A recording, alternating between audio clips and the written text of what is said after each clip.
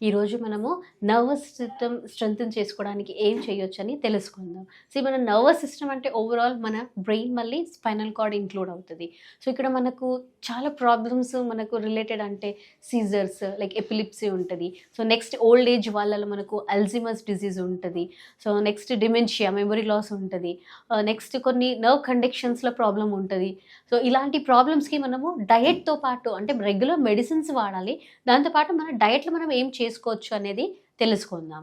So, ఇక్కడ మనకు కొన్ని దాంట్లో మనకు బేసిక్‌లీ ఆకుకూరలు ఎక్కువ హెల్ప్ చేస్తది. Like any green leafy vegetables దాంట్లో మనకు విటమిన్ బి అనేది చాలా హెల్ప్‌ఫుల్ ఉంటది. సో, విటమిన్ బి, బి1, బి2, బి12 వరకు ఏదైనా సరే మనకు తీసుకోవడం వల్ల మన నర్వ్ స్టిమ్యులేషన్‌కి చాలా హెల్ప్‌ఫుల్ ఉంటది. సో దట్ మీరు మంచిగా హెల్తీ దాన్ని చేయొచ్చు. సో, ఆకుకూరలు అనేది మీరు డైలీ మీ లైఫ్‌లో యాడ్ చేసుకోవాలి. నెక్స్ట్ వచ్చేసి మనకు యాంటీ ఆక్సిడెంట్స్.